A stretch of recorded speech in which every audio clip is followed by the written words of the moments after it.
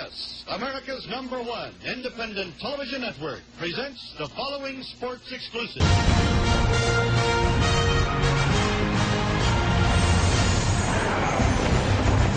You are looking live at the Rose Bowl in Pasadena, California, site of a holiday tradition that has brightened the new year for over a century.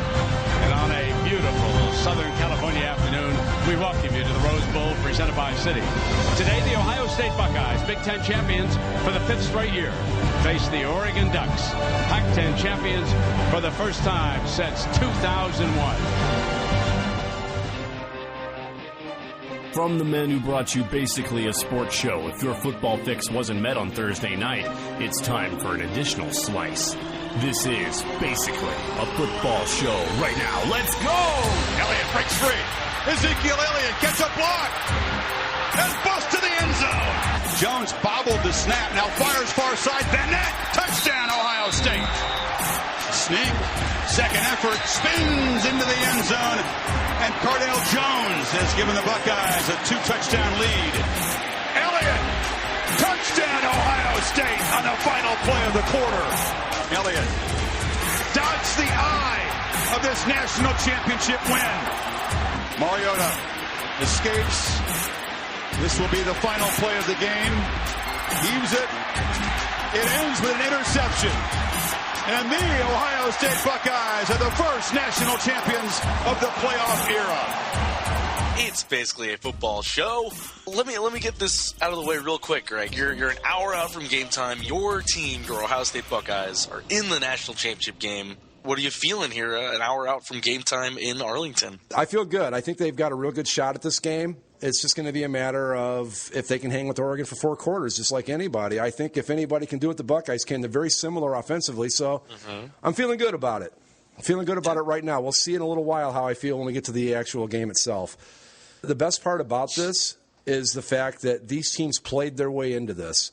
There's no question whether they should be there or not, so that's cool too. But I'm excited. I'm feeling good about my Buckeyes. I think we got a good shot at this, so we'll see. We'll see if it can cap off a pretty good weekend of football for the both of us. Right, and just one more thing. We will have a absolutely fresh reaction to the national championship game because we're recording the college segment right after the championship game, so that'll be cool too. Yep, so you can either taste Greg's tears or his champagne. I've said it all along. I'll say it again. Win, lose, or draw tonight, I'm happy just to be here. All right, well, we'll see how the Buckeyes do later. Our two teams, very successful this weekend, but they both played on Sunday, and we will start with the Saturday games. We'll start in New England as the Ravens went into Foxborough to take on the Patriots, and the Ravens came out swinging. They went up 14-0 pretty quick on the Pats, and we talked about it last week that they weren't afraid of this Patriots team. They were a team that could go into New England and stare right down the barrel of the gun and go after them, and they did that. But they lost the lead going into the second quarter. Tom Brady and the Pats, they slowly but surely got back into it. Tied the game at 14 before Joe Flacco leads a touchdown drive with 10 seconds left to take a 21-14 lead into half. In the second half, Baltimore gets the ball to start out the third quarter. They go up 28-14, and it's another 14-point lead that they can't hold on to. As the Pats tie it at 28 going into the fourth.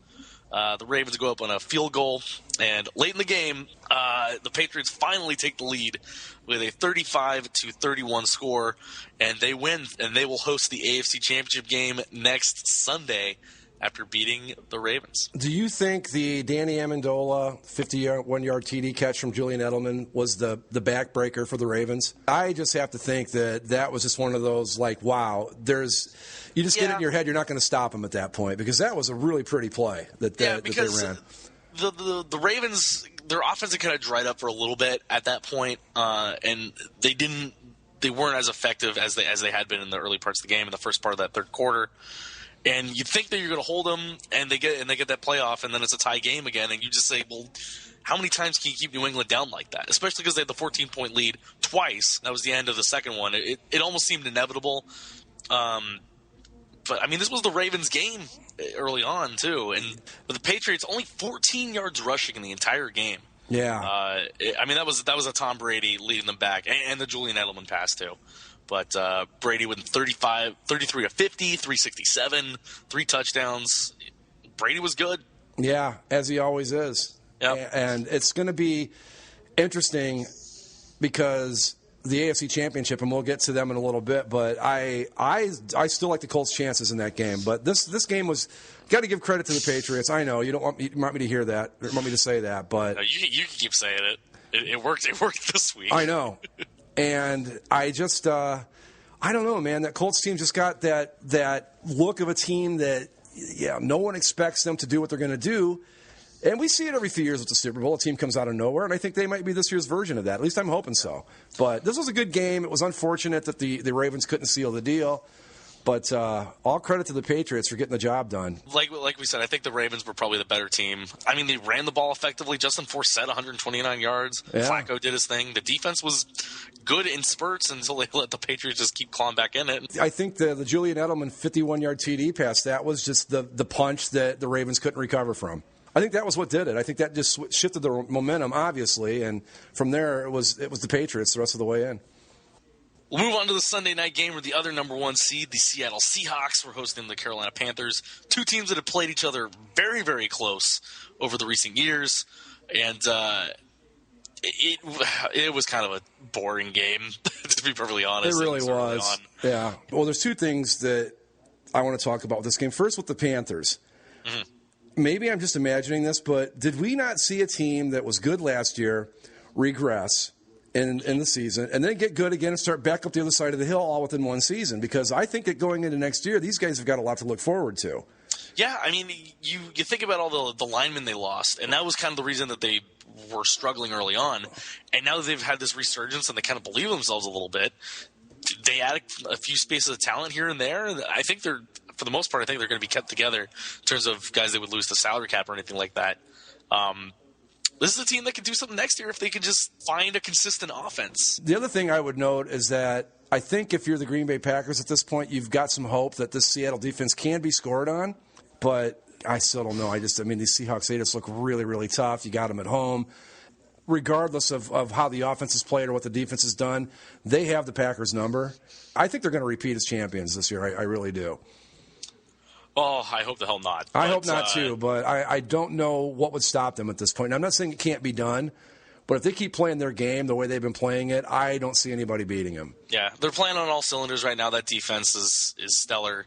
That secondary, of course, the Legion of Boom, as stupid as it is and as cocky as they are and all that, they deserve all of it. You know, they're good. They keep the receivers down, and it's not like Carolina had a vaunted passing attack or anything, but they did their job, and they get the game-sealing interception when it mattered most. They're kind of very similar to Oregon in that you can't let them start getting the momentum ball rolling, because once they do, you're in trouble. Mm-hmm. And I think that's the key, is to keep them off balance and try to keep them from – because once they get – if they aren't clicking out of the gate, you've got a shot at them. But once you start letting them click on all cylinders, it's just forget it. You just kind of hope you can survive at that point. We wrote them off early in the season, thought they might not even make the playoffs, and look at them now. Ready, yep. One game away from their second straight Super Bowl. One game away from their second straight Super Bowl, and definitely in Super Bowl form with the 31-17 win over the Panthers. Probably the game with the least amount to talk about, honestly. Really, not a lot to say. It went about like we expected it to. But we move on to Sunday, where our favorite teams were playing, and a lot to talk about in both of these games. We'll start with the first game of the day. Your Packers, Greg, hosting the Dallas Cowboys, 8-0 at home versus 8-0 on the road. Never happened before in NFL history, as we questioned last week. It was true. This was just a great football game. And then we get the play that everyone is talking about. With 3 minutes left? Dallas is driving. They get down to, I think it's a 4th and 2, and they throw one up deep to Dez Bryant. And initially, to me, and I think just about everybody else watching the game and even the referees on first glance, it looks like Dez Bryant makes an amazing catch until Mike McCarthy throws the challenge flag, and we have to deal with the Calvin Johnson rule over again. Upon further review, despite going up and grabbing it in the air and taking not 1, not 2, not 3 steps and lunging towards the end zone in his own words, in control of his body, but he comes down and the nose of the ball hits the ground and pops loose, goes right back up to the air. And he caught it. And he holds on to it, but they mark it down as an incomplete pass because you have to complete the process of the catch all the way to the ground, including if the ball touches the ground at all, it is deemed not a catch. And so it's not a catch, despite the rules. Except that it was a catch. The Packers just get a couple first downs and end the game, and they win 21-26. Some say karma coming back to bite the Cowboys.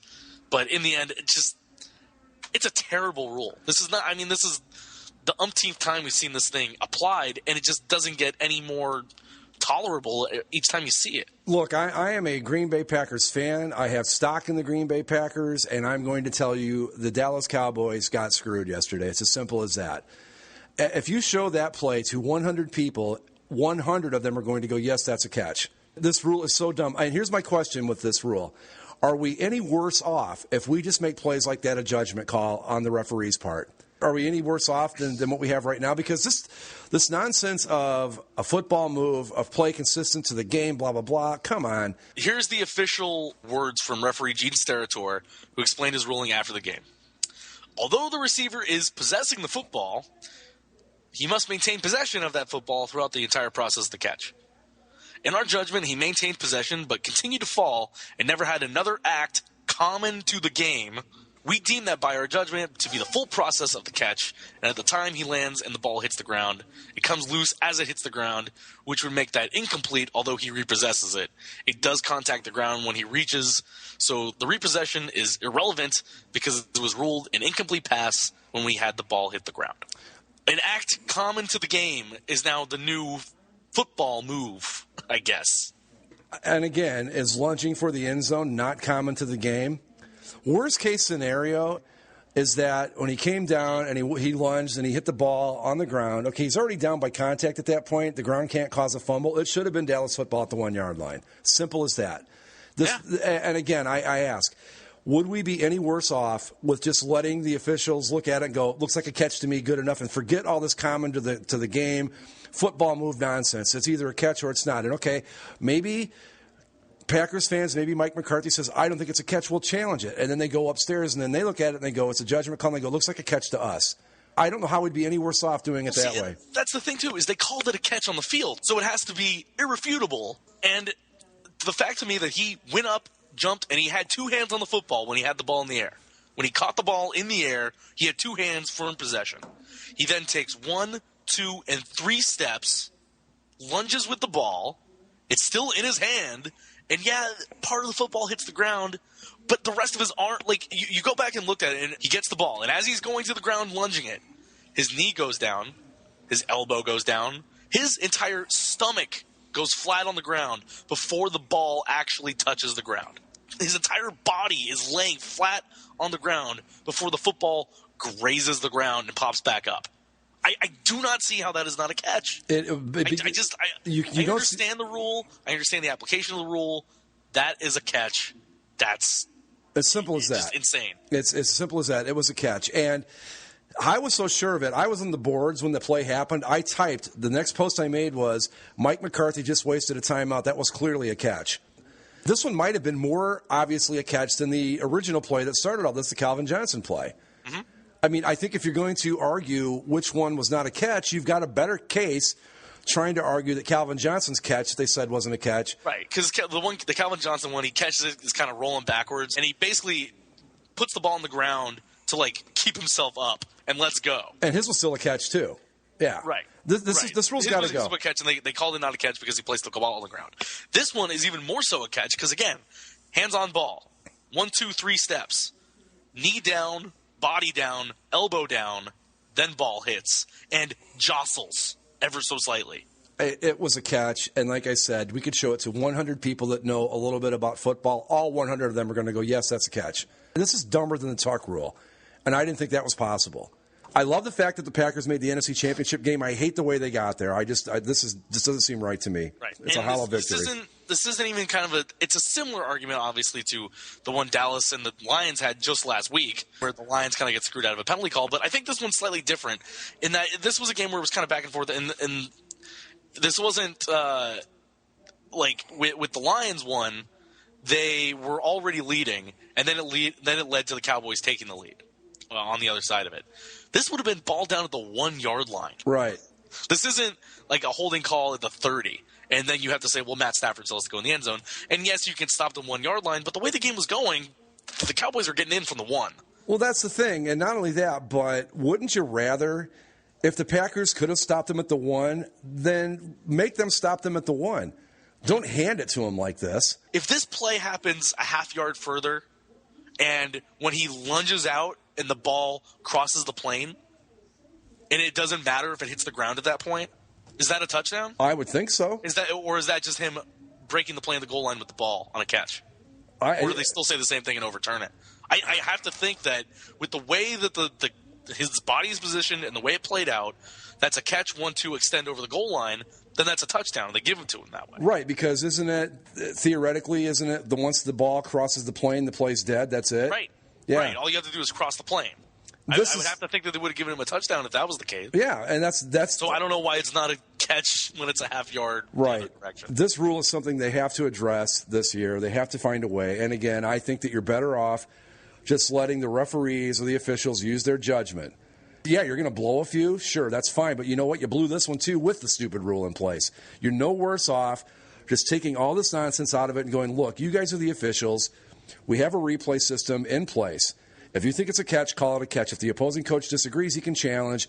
This can't be allowed to happen ever again because a team got screwed out of a possible playoff win and a chance to go to the NFC Championship game over a call that was as ridiculous as any call I've seen in a long, long time.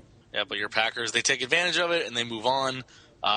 What'd you think of Aaron Rodgers' heroic play with again in the Ice Bowl too? That was the Ice Bowl too, where it was about 30 degrees. Yeah, the field can't freeze at Lambeau because they have heating elements under it, and all that. But this is twice now. He's had the gimpy calf come out after the half and looked a lot better. Why not give him whatever you're giving him at halftime? Why not give it to him before the game too? Clearly, he's taking some sort of shot or something because. But heroic, I don't know. I mean. I think Andy brought it up on the boards yesterday. Tony Romo's out there put together with staples and nails and stuff, and no one's calling him heroic. And I think that's a fair assessment. But I think it's great. He played well with the bad leg, and he got the job done in the clutch. But again, I can't get away from the fact that I think that my team got a win that they probably didn't deserve here. And that just doesn't feel right when that happens. Maybe I'm too fair-minded. Maybe I should just say, you know what, screw the Cowboys. We're in and they're not, and that's that. But, no one likes to win that way. Yeah, but I think overall they still played extremely well. 119 yards on the ground. Eddie Lacy, 101 yards. Yeah. Rodgers with a 316 passing. I like having Aaron Rodgers in that receiving core against the Seahawks. For my money, Aaron Rodgers is the best quarterback in football right now. And that's not just me being biased, although I'll admit that I am. But do you think you have enough offense to get through that Seattle defense in Seattle? Oh, boy. No. I think some teams just match up poorly against other teams, and I think this is the case for the Packers. They just don't match up well against the Seattle Seahawks. It's like every strength Seattle has on defense is a perfect strength to have against the Packers offense. But we thought that the Ohio State Buckeyes had no shot at making the national championship. Here they are. We had the Cowboys, who we thought at the beginning of the season would have never gotten this far, and here they are. So we'll see what happens. And then I think the Packers' defense has improved as the season's gone on too. Absolutely. And I think you'll be able to do something against that. All you got to do is contain Russell Wilson, because I think one of the things that Carolina did really well in that game was we were watching with all my family that was here, and somebody remarked, I think it was one of my uncles, remarked that Russell Wilson finally had like a long run or semi-decent run in the third quarter, late in the third quarter, and he was like, Russell Wilson hasn't really run today. And I was like, you know what, you're right. And I think that's when the Seattle defense or offense is at its least effective, when Russell Wilson is simply a pocket passer. Oh, absolutely. I think that's something that Carolina did really well. And, I mean, you look at Green Bay, they get 4 sacks against Tony Romo in this game. No interceptions. Congratulations, Tony Romo. Yeah.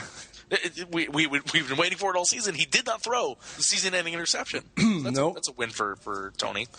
But I think this Green Bay defense can handle that Seattle offense, more so than any other. Russell Wilson as a passer, it doesn't scare me. Russell Wilson, when he can run and pass, then he gets a little bit dangerous. I don't know. Maybe I'm just shell-shocked because the last couple of times they have just absolutely beaten the daylights out of the Packers. So I like their chances better now than I would have liked them, say, back in week 3. going into this game. But I just want to say one more thing, too. Last week I said I thought this game would be very similar to the Patriots-Packers game. Final score, Patriots-Packers, Packers 26, Patriots 21. Final score, Cowboys-Packers, Packers 26, Cowboys 21. Well, how about that? Pretty much exactly like that game. Hey, maybe we do know our NFL football. Is that possible? I don't know. I think I just got lucky. Well, we'll move on to the final game at Mile High Stadium not Mile High, Sports Authority Field at Mile High in Denver, Colorado. The Colts and the Broncos, the Horse Bowl. And that first quarter, I thought the Broncos get the ball, or the Colts get the ball, they go 3 and out. It's okay, that's what I thought.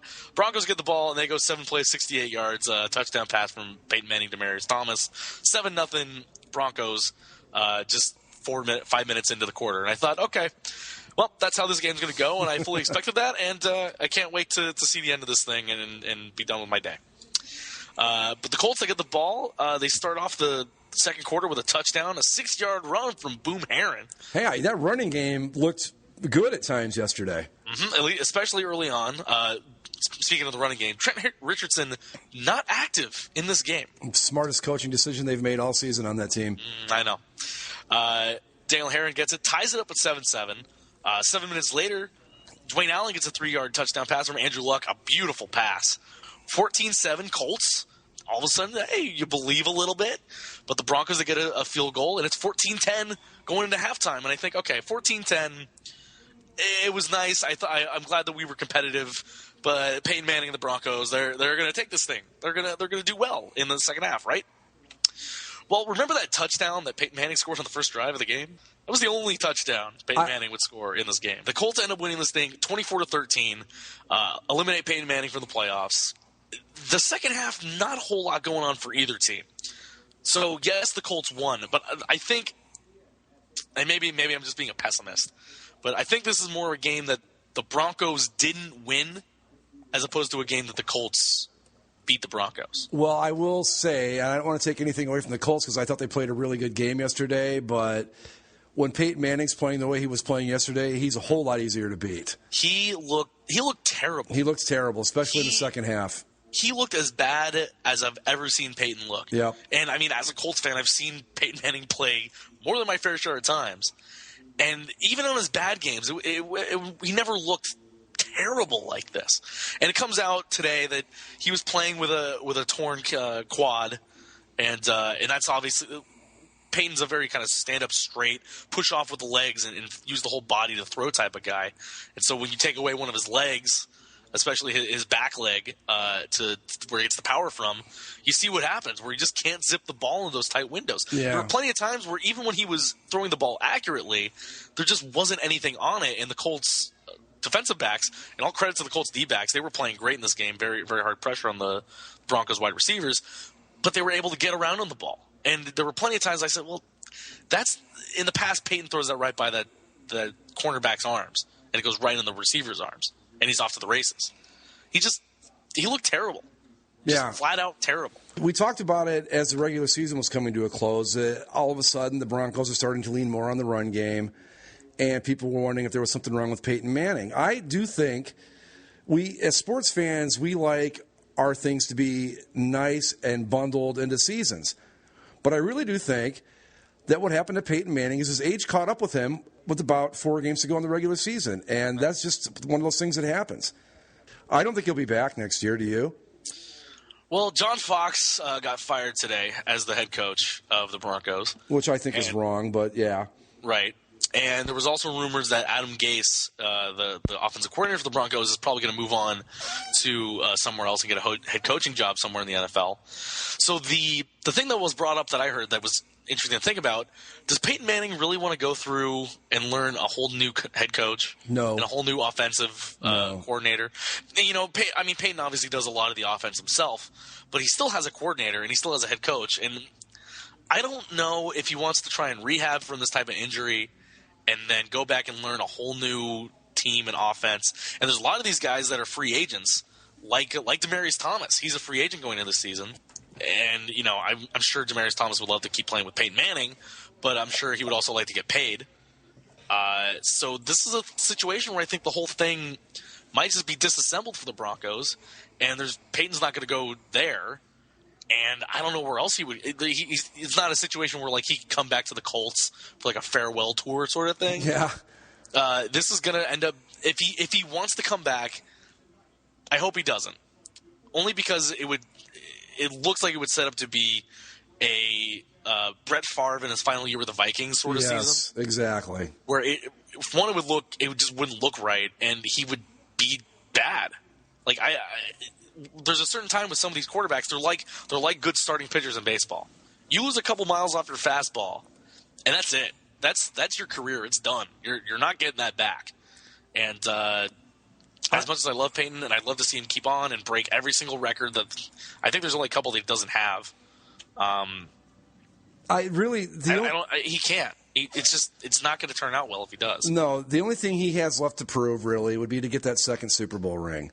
And to be honest about it, how many 39-year-old quarterbacks win Super Bowls? Not very many. And especially when they're beat up like he is. And how hard is it to get to a Super Bowl under the best of circumstances? Mm-hmm. I mean, I would love nothing more than to see him get that second ring just to shut everybody up about it. But I just don't know what else the guy's got to prove. If he's already lost his head coach, I would have loved to have seen him go out on a higher note than this. But I just don't see him coming back. I mean, and let's say he doesn't go back to Denver. Where does he go? Right. I guess do you send him Arizona? Well, man, you know what? That's interesting. Actually, now that I think about it, Arizona, because you know who the head coach there is, Bruce Arians, but he wasn't there when Peyton was there. No, but you know who the offensive coordinator is? Howard Mudd. That would be a good match. Who made all of his years as being the Colts offensive line coach. You know, Peyton was tearing up the league. Okay, if he has to come back, he was rumored to go there before he went to Denver. Yeah, he was. I don't think he should come back, but if he's going to, there's not a better spot in football for him right now than with the Cardinals. Right. The thing with the Cardinals is they're hitting some salary cap guys like Larry Fitzgerald. This is probably Fitzgerald's not going to come back to the Cardinals most likely. They got to rework his deal. Yeah, that poor guy. If there's no quarterback, he's not going to come back.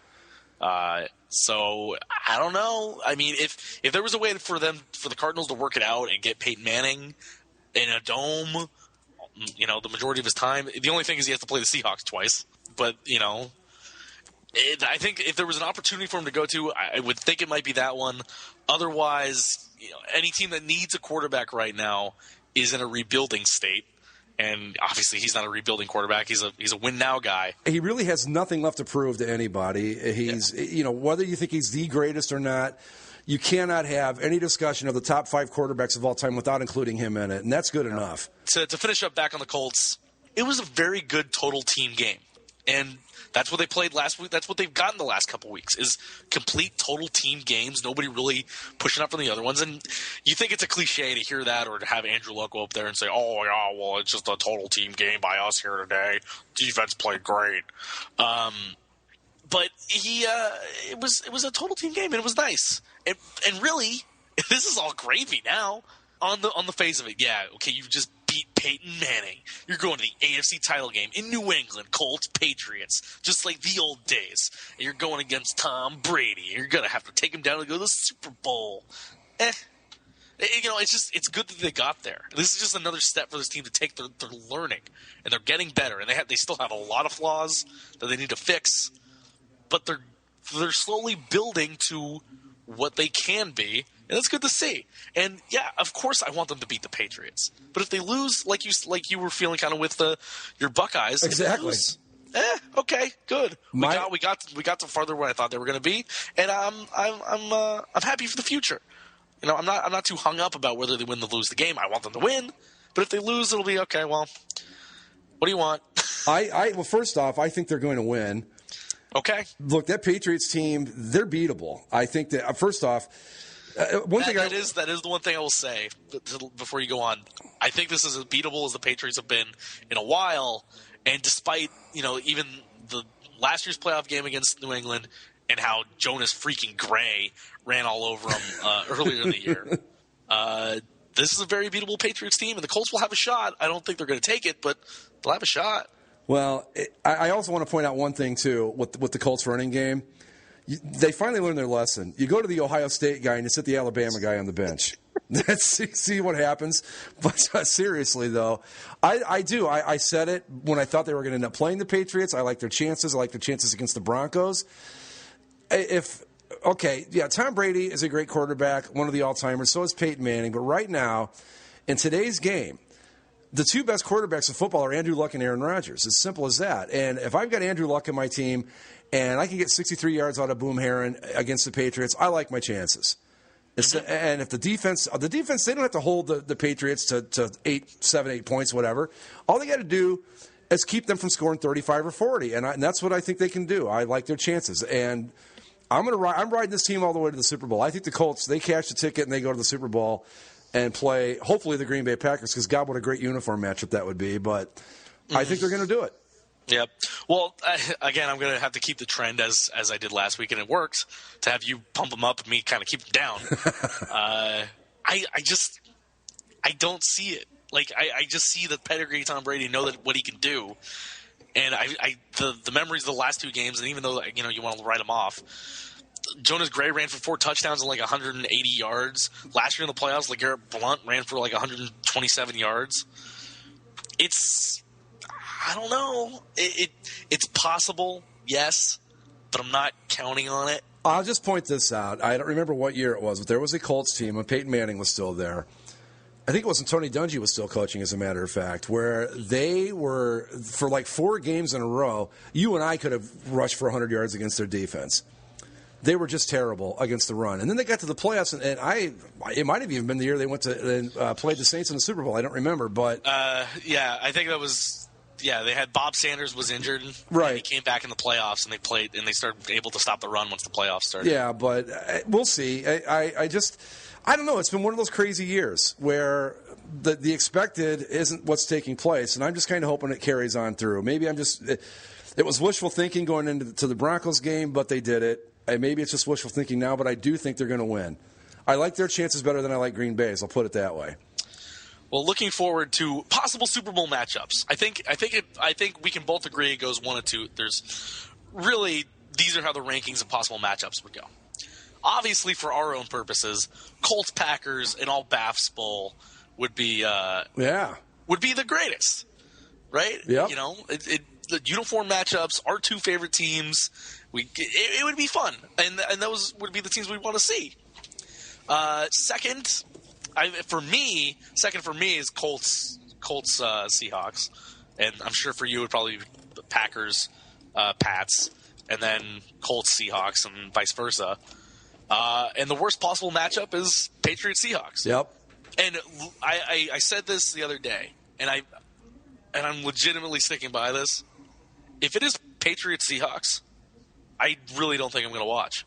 I would. I always watch the Super Bowl, and I'll probably go somewhere and have a thing, but I just won't care.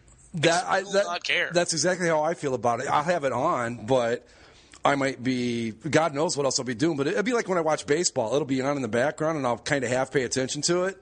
But I've got no interest in a Patriots-Seahawks Super Bowl, just none. No, because I hate the Patriots. Yeah. I hate Tom Brady. I hate the Seahawks. I hate Russell Wilson. Right. And I just don't want to hear any of it. On the Russell Wilson thing for a second, I brought up on the boards that I didn't like him, and somebody says because I thought he wasn't black enough. Why would a middle-aged white guy care about how black somebody is?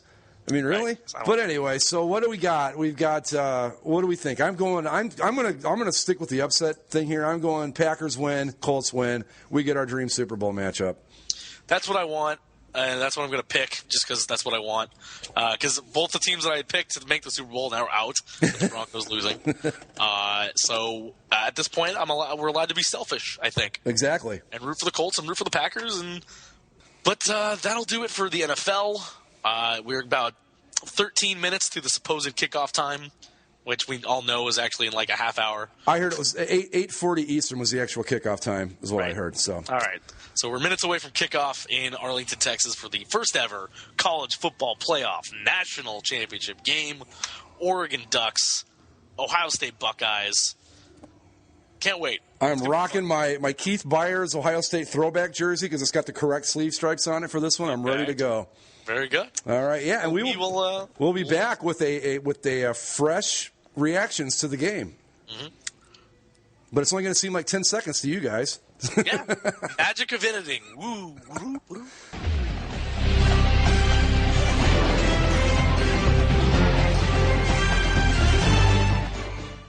It's halftime of the first ever college football playoff national championship game. Really clunky name. They need to fix that. The Buckeyes are up 21-10 at half. Yeah. I'm really surprised by the score. I thought the game would be close, but the Buckeyes are really showing themselves here. The rushing game, Ezekiel Elliott is just all over the Oregon Ducks right now, and Ohio State's got a lot of speed, and they're keeping Marcus Mariota contained. You know, a few things I noticed. First off, the dropped pass by Stanford for Oregon, that's going to be a huge point in this game, I believe, because had he caught that, Oregon's well on their way probably to their second touchdown, and it's an entirely different football game. Another thing I thought was questionable by Oregon was going for it on fourth down early and giving up the 3 points. I will say this, the Buckeyes, I think, did a great job of adjusting on defense and kind of working, because early on it looked like Oregon was just, they were doing what they do, but I don't know how much the drop pass had to do with it or whatever, but the Buckeyes have done a good job of adjusting defensively. And the most important thing, I think, is that the Buckeyes defense has kept us from becoming a track meet, which means they'll be fresher in the second half, making it easier to stay with Oregon because, like we've said a gazillion times, Oregon as a team, you've got to be able to shut down in the second half. So that's important too. Yeah, they've been able to get them off the field on third downs, only 2 of 8 in the first half. And right. And I mean, the difference right now is in the rushing game. Ohio State 144 yards to Oregon's 99. Marcus Mariota, Ohio State's not buying any of the fakes that Oregon's throwing at them. Right? They're trying to do the read option and they're staying with the ball all the time. And on the other side, they're getting a lot of good blocking up front. The Buckeyes are, and Ezekiel Elliott just hits that hole hard and fast. He's got 98 yards here in the first half. Yeah, touchdown and 33-yarder. You can't let him get past. If he gets into your linebackers, the deeper part of your linebackers and into the secondary, you're in trouble. Because if he can get through that first hole with some momentum, he's going to get a big gain out of it. But I think that Oregon. I really do. A couple of drop passes have hurt them. The Buckeyes have been very fortunate that their 2 turnovers haven't come back to bite them. That's important too. But a lot of fumbling by both teams. Exactly. So far, it wasn't the most perfectly played game at times, but it's Oregon takes the field goal there. It's a 1-score game, but right now it's an 11-point lead for the Buckeyes. They mentioned it on the broadcast, but this was the same halftime score as last year, and Auburn was leading 21-10 at half. Before the Heisman Trophy winner last year, Jameis Winston, came back with the miraculous fourth-quarter comeback. Or you got to play all 4 quarters. Right. Oregon can score, if Oregon gets in a rhythm to start off, Ohio State starts with the ball in the third quarter. But if Oregon gets the ball and gets back into the rhythm, this thing could tighten up really quick. Oh, this thing's a long way from over yet. And if you're an Ohio State fan right now and you're thinking this one's in the bag, you are absolutely crazy. Oregon can score 11 points in like a minute and a half.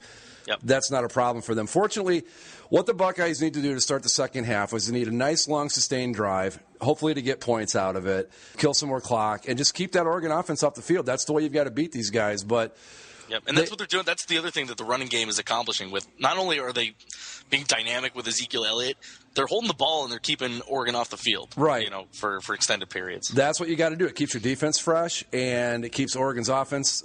They're doing everything exactly right. I'm a little surprised. I thought it would be higher scoring than this. I can't. In my wildest dreams, I would have never guessed that Oregon would only have 10 points going into halftime at this game. But a surprising game so far. The Buckeyes playing very, very well. And this one's, I still don't think it's over yet. But all credit right now to the Buckeyes defense. They've done a great job of shutting down that Oregon offense. And I just can't believe that Helrich went for it on fourth down that early in the game. They're being aggressive. Yeah. They were trying to get ahead of the game and get up. What was it going to be, 14-7 at the time? Yeah. So I see what they're doing, but if you take those chances and you don't get them, they could eventually come back to bite you. So hopefully, for Oregon, hopefully it doesn't come back around. They won't be sitting around waiting, saying, "Oh, well, if we had just gone for it." Or if we had just kicked the field goal then. But it'd be a 1-score game. It's still only 11 points. And knowing the way Oregon can score points, like we said, this thing is far from over. Right. But it is 21-10, Ohio State leading at the half. We will catch you at the end of this game, and we'll see if Ohio State can hold on or if Oregon does what they do and play the full 4 quarters and make this one hell of a national championship game. Go Bucks. See you in a little bit.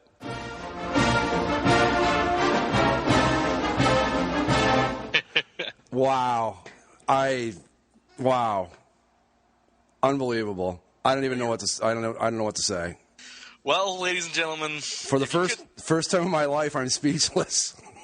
How did Greg become so speechless?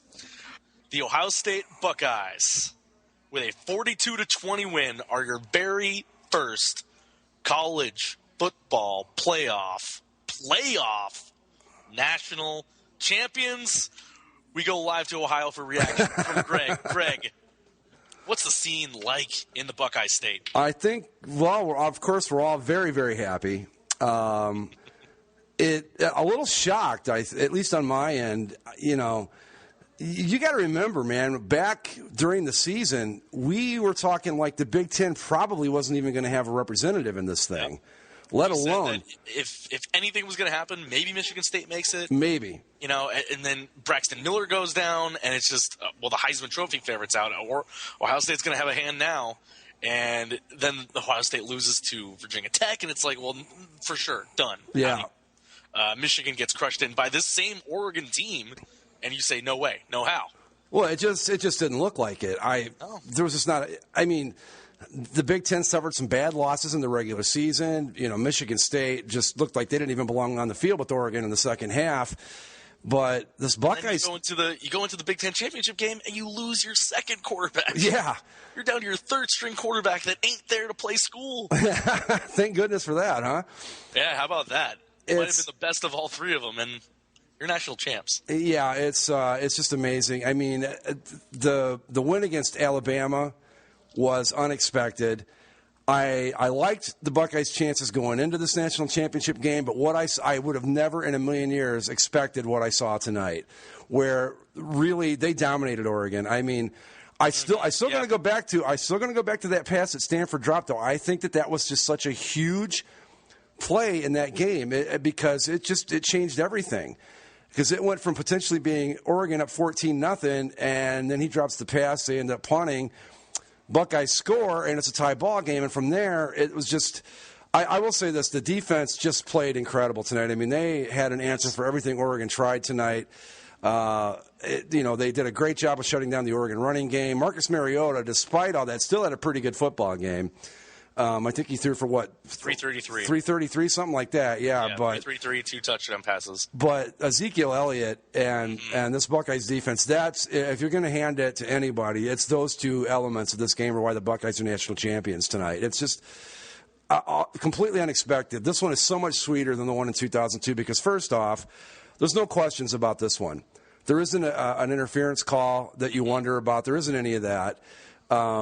You beat the power of the South. We beat the SEC. You beat the power of the West in Oregon and Nike. Exactly. I mean, it was just like every demon that they had has been exercised in this past month. But if it's not for those 2 turnovers there in the third quarter, this thing's a blowout. Like a 22-point win is still pretty big, but if they don't fumble that ball twice in that third quarter, and Oregon doesn't immediately score off those, and Oregon could have had a touchdown. I mean, they had the guy caught the ball in the back of the end zone before getting shoved out and forcing the field goal. Yeah.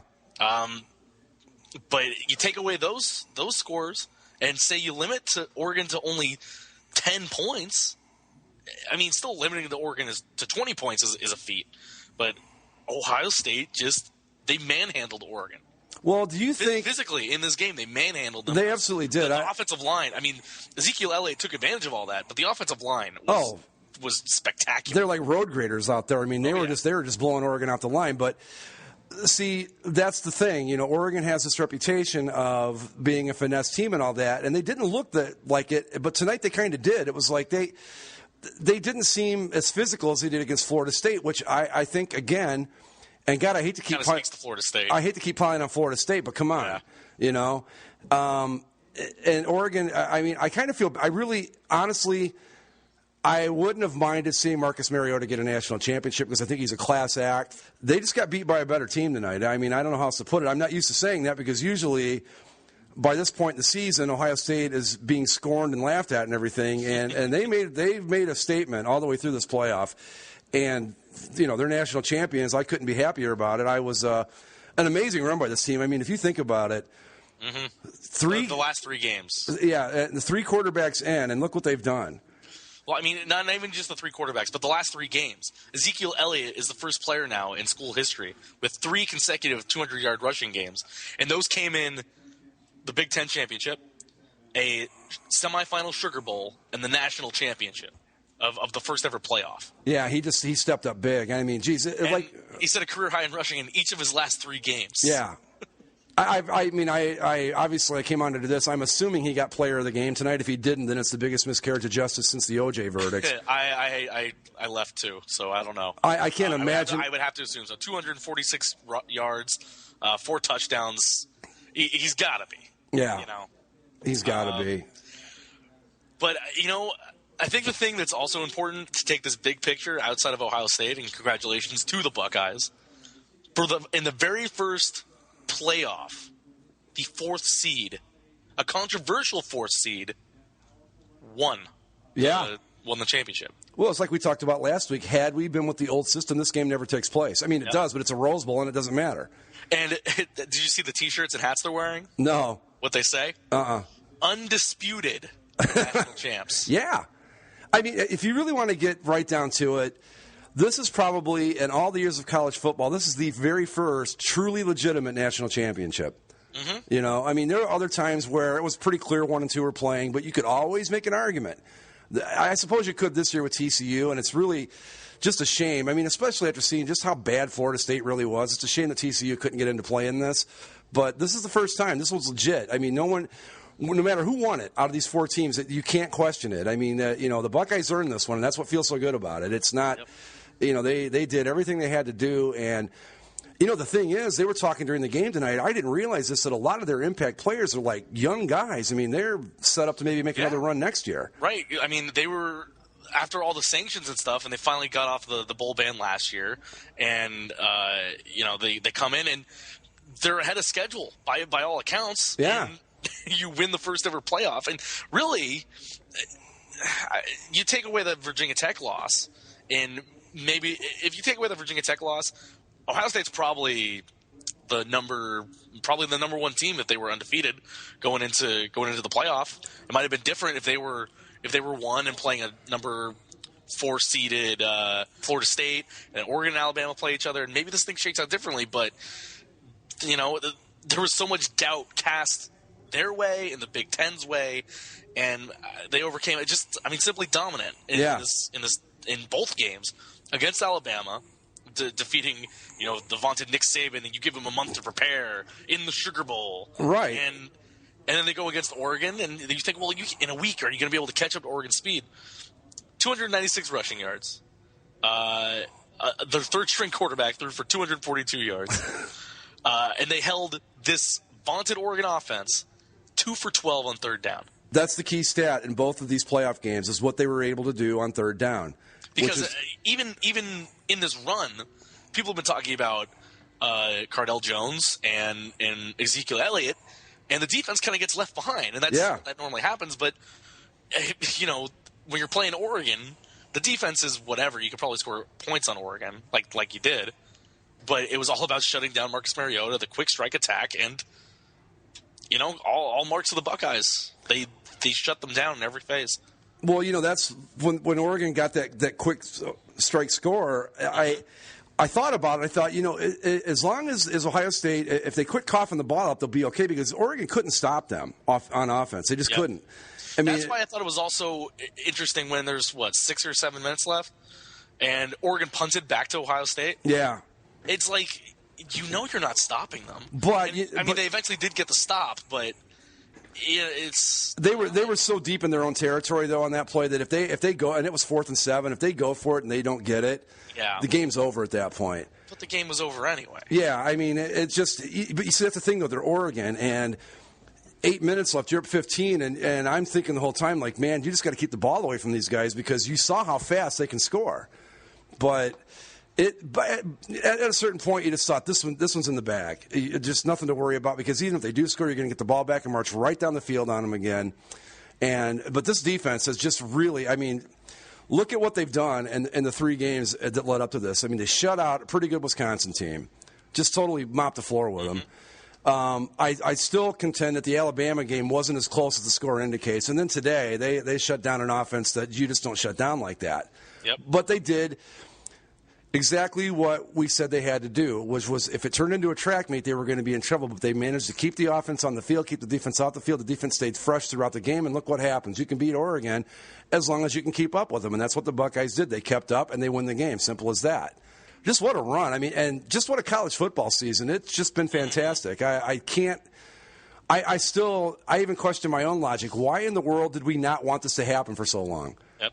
This playoff was the best thing that could have happened in college football. And even though it was kind of a blowout towards the end, it was still a pretty good game for the first 3 quarters. I mean, and it really only got to be a blowout. They scored the touchdown with 42 seconds left. Yeah, I'm not, and that's another thing too. I'm not crazy about that. I kept saying, Urban, just kneel. Just kneel? Just kneel on the ball. Let's win it with a little class because he's got this reputation for running the score up and all that. It's 22. I don't know if 22 points is running up the score. It was just a super late touchdown. Yeah. And I mean, you're running the ball. I mean, really, you either just kneel and say, "Well, we beat you. This is it." Or you run, and they were unable to stop Ezekiel Elliott all day.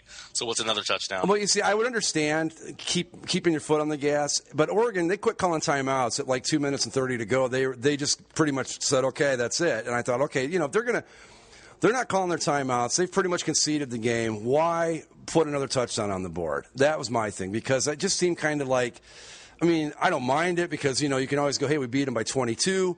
But by the same token, it would have been just as nice to just kind of say, okay, yeah, we're going to do the classy thing now, just kneel on the ball and let the clock run out. But either way, I'm not giving this one back. I can tell you that. Yep. But, so our very first college football playoff in the books, I think it gets a thumbs up from the both of us, right? Oh, absolutely, yeah. Yep. Can't wait to go through this again next year, right? Yeah, no, absolutely. And let's see, Ezekiel Elliott officially named the offensive MVP, by the way. Good. I don't know who the defensive MVP was. I think you got to give it to the whole defense if you're going to give it to anybody. Well, yeah, they usually got to pick somebody, but they'll probably just give it to whoever had the most tackles. Yeah, I mean, but you think about it though, who stood out on the defense? The only guy I can think of was the guy that hit Marcus Mariota pretty late. Oh, Bosa, Joey Bosa. Yeah, that was a late hit, right? I thought so. Yeah, I did. In the NFL, that's a 50-yard penalty. Yeah, probably, but how dare you? Well. It was a late hit. I mean, I guess you could make the argument his momentum was carrying him towards him like that, but yeah, it was a late hit. There's no question about it. But I don't know, what was his name? Lee, number 43, was in the backfield an awful lot. Maybe you give it to him. I don't know. Yep. Is that who they gave it to? I don't know, but his name's in this little recap I'm reading. Yeah, so I'm thrilled. I mean, this is just like, at week 9 of the college football season, this was not even in my thought process that something like this could happen. So and Urban Meyer now wins national championships at 2 schools. Yeah, he's worth every penny of what they're paying him. He's only the second guy to do it, of course. First guy being Nick Saban. Yeah. And I mean, Urban Meyer's only 50, too. Yeah. He's still got a lot of time to build one of those all-time coaching great resumes. Great game by the Buckeyes. Great run by the Buckeyes. A completely unexpected national championship, and I couldn't be happier about it. Yep. So the Giant Beer Tap makes its first hometown, Columbus, Ohio, as your 2015 college football playoff national champions, the Ohio State Buckeyes. Hell yes. Dot the I. Exactly. Maybe the I in the logo can be the Giant Beer Tap now. There you go. You go. You got your championship T-shirt on pre-order? No, not yet. I got to see what they look like. Well, they say undisputed national champs. We can't argue with that. Let's see. Anything else to wrap up here? No, looks like the official Ohio State Buckeyes page is using the beer tap as the exclamation point on national champions, with the number 8 making up the O in national and the O in champions. Oh, okay. Because that's what, the 8th one? Yeah, I guess. Yeah, well, there's a couple of those that are questionable. So, I think they claim one they won in 1961, but I think there were like 9 national champions that year because it was back when they had like 13 polls or whatever. Actually, it's because I'm looking at a logo of their helmet.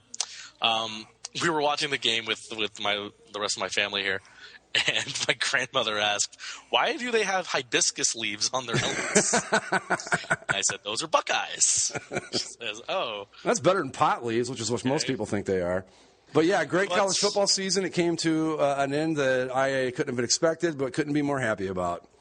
Oregon, always the bridesmaid, never the bride. 0-2 in national championship games. 0-9 against the Ohio State Buckeyes now. But seriously, didn't you think this was the year they were going to finally pull it off? Yeah, I really did. I did. Everything was breaking for them, and they just looked so good against Florida State. Yeah. I mean, I did. I mean, I thought the Buckeyes could win the game, but I never expected it to be this easy. And I really thought, and I was fine with it. I'd gotten myself into a place. If Oregon wins, great, because I wouldn't mind seeing them win a national championship. It's not going to be that big of a deal because, this is after the Alabama win. It was all gravy anyway. But well, with that attitude, is that all that more surreal? Is it kind of like you don't even actually believe that you're national champs? Oh, I believe it. I believe it. Believe me. You believe it? I watched it happen. Yeah. No, but that's what's most. I think that's the most fun part about it is that it's so unexpected. Mm-hmm. It was just, and the best part, it was unexpected, and it's so completely legitimate. There's no questioning it. I suppose you could say, well, they didn't beat TCU. Okay, fine. But we beat Alabama. In the offseason. We beat Alabama. We beat Oregon. I think that's a pretty good resume. I'm happy with that. But yeah, this has been between this and 2002. This one has been a lot more fun, and there's no question marks hanging over it. It's just been great. But for Greg, I'm Zach. This has been basically a football show. Follow us on all the platforms. Follow basically a podcast network. We'll be back on Thursday with basically a sports show. Basically, Geek Show is back in production. Yes. They're finally putting out some old inventory, as it were, thanks to some technical issues. But hey, they're back on the wagon. And I guess we'll say goodbye for now. And I'll sign off in a special way just for our friend Gregory, national champion. OH. IO, bitches.